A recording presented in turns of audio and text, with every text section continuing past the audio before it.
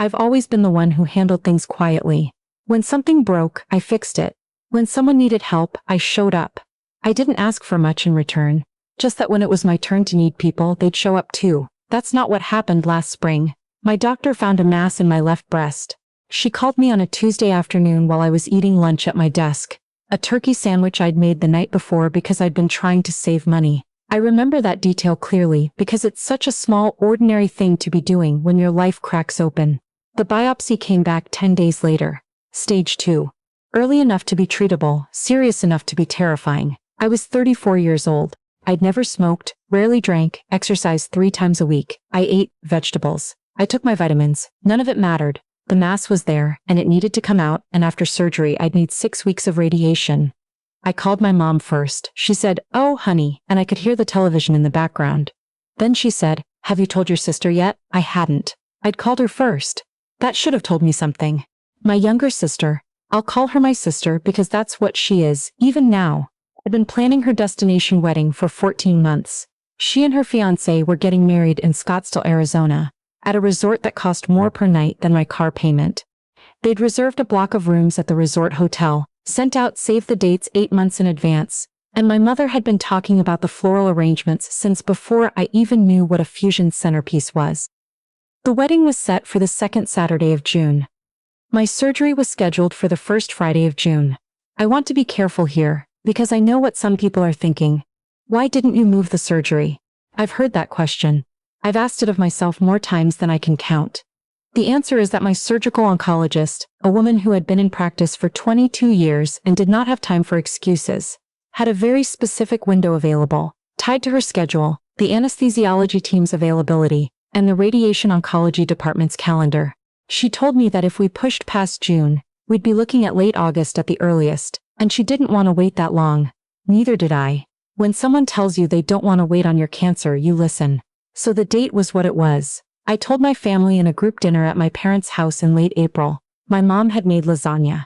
My dad sat at the head of the table. My sister was there with her fiancé, showing my mom photos on her phone of bridesmaid bouquets. I waited until after we'd eaten. Then I told them everything. The diagnosis, the surgery date, the 6 weeks of radiation that would follow. The room got very quiet. My dad reached across the table and squeezed my hand. He said, "We're going to get through this." His voice cracked a little. I loved him for that. My sister looked at my mom, and my mom looked at the table. And then my sister said, "The wedding is the Saturday after." "I know," I said. "We've had this planned for over a year. I know that too." What I didn't say, what I held back because I was sitting at my parents' dining room table and I had been raised to keep the peace, was that I hadn't scheduled the cancer. That wasn't a decision I'd made to inconvenience anyone.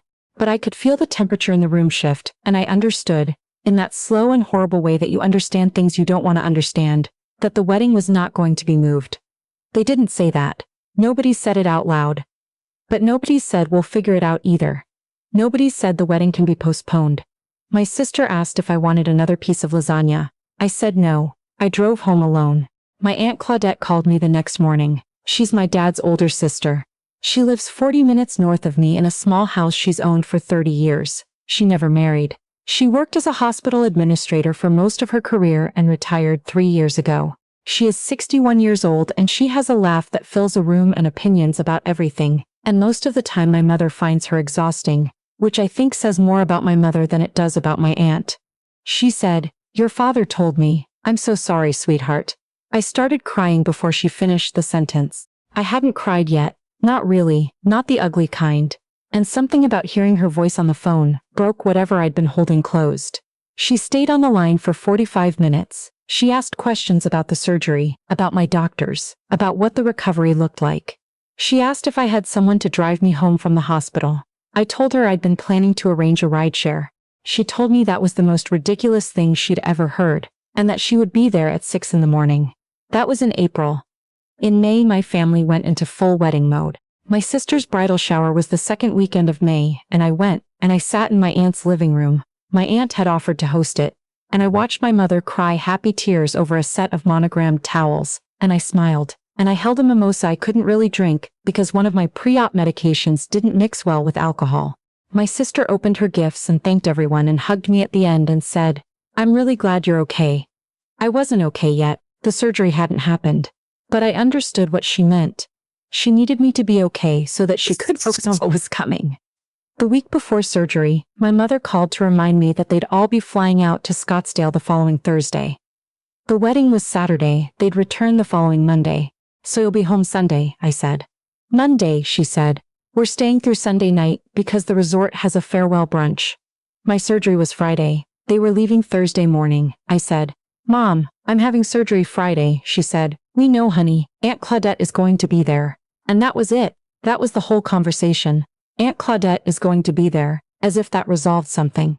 As if the presence of one person made the absence of everyone else perfectly fine. I didn't sleep well that week. The morning of my surgery, I woke up at 5. I showered with the special antibacterial soap the hospital had sent home with me. I put on loose clothes. I sat on the edge of my bed in the dark for a while, just breathing. My aunt arrived at 6 on the dot, the way she always does.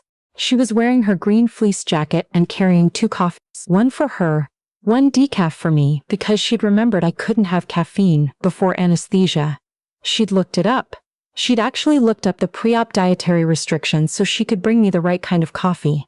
She drove me to the hospital and sat with me through intake. She held my hand in the pre-op area while the nurses went over everything. When they finally wheeled me back, she squeezed my fingers and said, I'll be right here, you're going to be fine. She looked like she meant both things equally. I believed her. Surgery took a little under 3 hours. When I came out of anesthesia, the first face I saw was hers. She was sitting in the recovery room chair with a paperback novel and her reading glasses, and when she saw my eyes open, she put the book down and leaned forward and said, It went well. The doctor came out and told me everything went well. I cried again. Relief does that. It undoes you just as fast as fear. She drove me home. She'd already been to the grocery store and stocked my refrigerator with things I could eat easily during recovery. Soup, Greek yogurt, soft bread, bananas, applesauce, crackers. She'd made a big pot of chicken and rice the night before and left it in my fridge in individual containers so I wouldn't have to think about portions. She'd also bought me a shower chair because she knew bending would be hard, and a long-handled sponge, and a pill organizer because I was going to be on 4 different medications with different schedules. She stayed with me through that first weekend. My phone was quiet. Our family group chat, the one my mom had named Quinn Family, which is our last name. Throughout Friday afternoon, messages appeared, photos from the resort pool, a picture of a sunset cocktail hour, my sister sending a photo of her rehearsal dinner look with a caption full of heart emojis. Nobody asked how the surgery had gone. I want to be precise about that because it's the kind of thing people don't believe. I've told this story and had people say, they must have reached out privately, or I'm sure they texted separately. They didn't. My dad sent me a text at 8 that night that said, thinking of you. Hope recovery is going well. That was all. My sister didn't text me until Sunday morning and it was one line. How are you feeling? When I wrote back that I was in pain and exhausted, she responded with a heart emoji and a gif of a puppy. My mother didn't message me directly at all until Monday, when she sent a string of photos from the farewell brunch and added at the end, can't wait to tell you all about it when we're home. My aunt saw the group chat. She didn't say anything about it, but I noticed her jaw go tight in a way it doesn't usually. She's not a dramatic person. She doesn't perform outrage. She just went quiet and kept clearing the dishes from lunch, and I heard her in the kitchen for a few minutes longer than the dishes required. The following week, I started outpatient radiation prep. My aunt drove me to my first 2 appointments because I still wasn't supposed to drive with the medication. She sat in the waiting room each time with her paperback.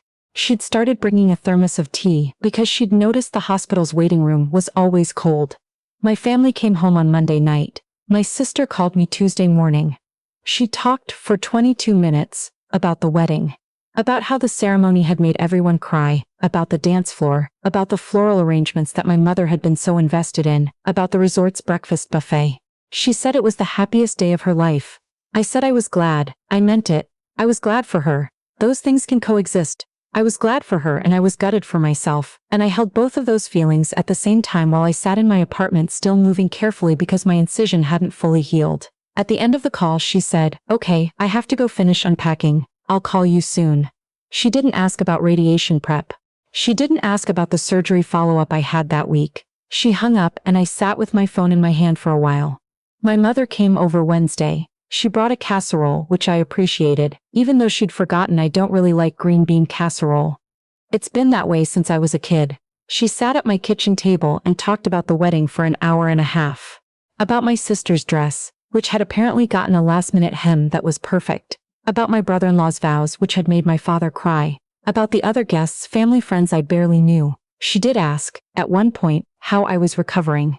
I told her the first week had been hard but I was managing. She said, "Well, you've always been tough." She meant it as a compliment. She doesn't understand why it lands the way it does. Before she left, she mentioned that the hospital bill had come. She'd received one because she was still on some of my insurance paperwork from before I changed it over. She said the amount was a lot and that she hoped my insurance covered most of it. Then she said, "I hope you have your finances figured out."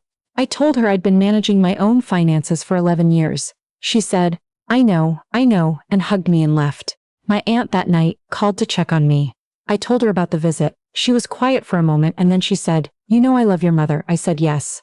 She said, "Okay, how's your pain level today, 1 to 10? That was how she always redirected. Not with dramatic declarations, just, back to you, back to what matters.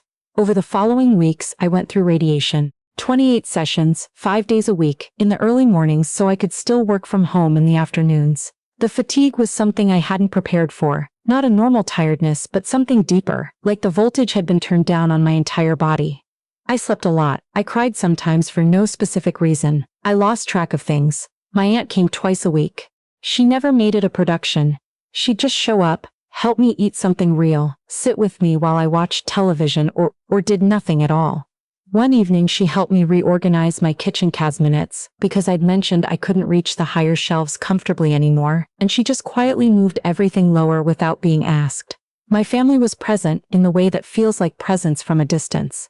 My sister texted regularly, usually to share something funny or a photo from her life, occasionally to ask a brief question about how I was doing.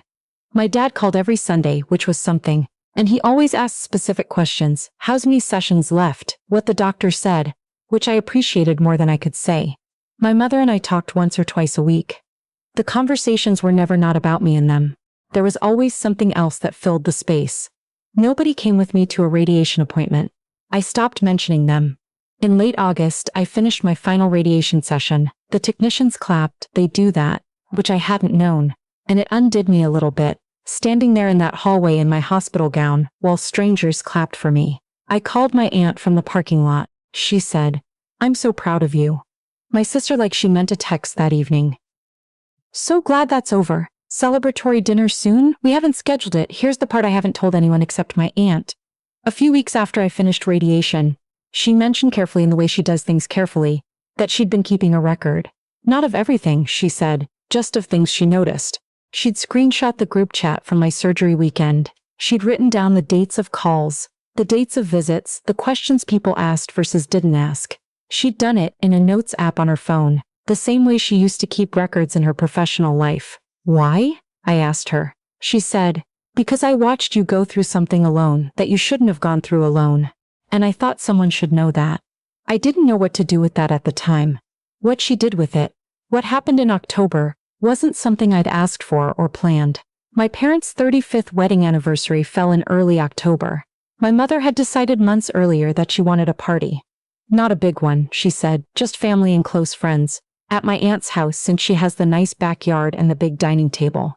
My aunt had agreed to host. I thought this was generous, given everything. But my aunt has always been generous. The party was a Sunday afternoon. About 25 people came, aunts and uncles from both sides, a few of my parents' longtime friends, my sister and her husband, me. My mom wore a dress she'd bought in Scottsdale. Everyone was relaxed and warm the way people are when they feel safe. After dinner, my aunt stood up with a glass of sparkling water. She doesn't drink, and said she wanted to say a few words. She talked about my parents' marriage first, genuinely and warmly, and she meant it. She talked about what 35 years of commitment looks like, about the family they'd built. People were nodding. My mother was smiling. My dad looked a little misty. Then my aunt said she also wanted to talk about what she'd witnessed this year. The room shifted. Not dramatically, just a small collective stillness. She said she'd been honored to be with me through my surgery, my recovery, and my radiation. She said she wanted to share briefly what that period had looked like. She took out her phone. She read from the group chat. Not to humiliate, she was measured and calm, the way she always is, but just to make it real. The surgery day photos from the resort pool, the sunset cocktail, the farewell brunch message sent while I was still on pain medication. She read the dates. She noted what was not there. No question about how the surgery had gone, not on the day. My mother said, "Claudette, I think that's." My aunt said, gently, "I'm not finished." She talked about the radiation appointments. She talked about the casserole visit, where my mom forgot I didn't like green bean casserole and spent 90 minutes on the wedding. She talked about it the way you'd present a case. Not screaming, not crying, just, here is what happened, and here are the dates, and here is what was said.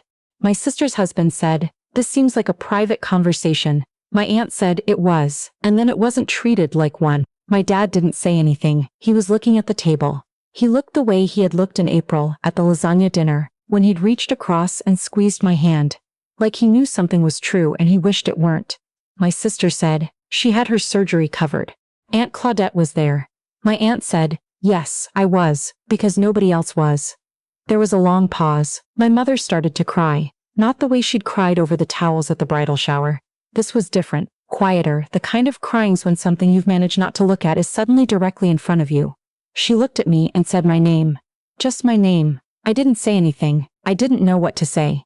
I'd been trying to figure out how to feel about all of it for months, and I still didn't have a clean answer. What happened next surprised me. My dad spoke. He said, "Your aunt is right." He said it to me, not to the room. We should have been there. I should have been there. His voice was the same as it had been at the dinner table in April. "I'm sorry."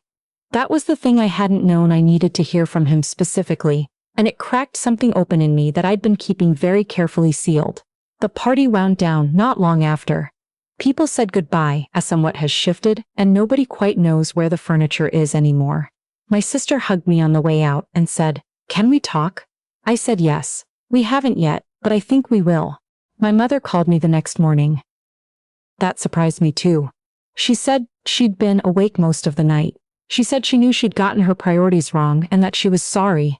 She asked if we could have lunch that week, just the two of us.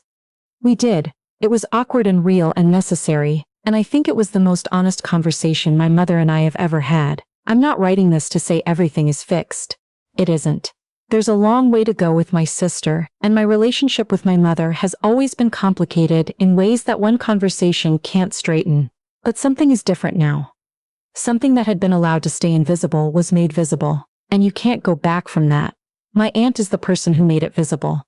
She didn't do it for drama. She didn't do it to burn anything down.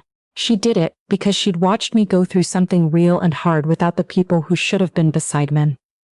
The people who mattered, who were still present in my life, needed to understand what they'd actually chosen. She was right.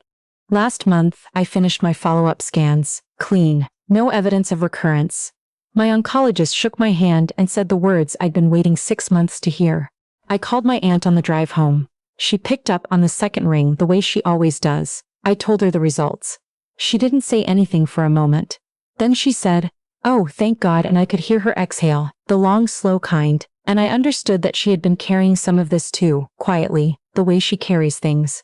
I've been thinking a lot about what it means to be someone's person. I used to think family was the answer to that by definition, that the people you're born to are automatically the people who show up. I don't think that anymore. I think showing up is a choice. I think it's made over and over, in small moments and large ones, in the inconvenient seasons, in the ones that cost something. My aunt chose it, every time. And when the time comes, when she needs someone, when something hard finds her the way hard things find all of us, I will be the one in the chair. I will bring the right coffee. I will stay. That's what I know now. That's what this year gave me, alongside everything it took.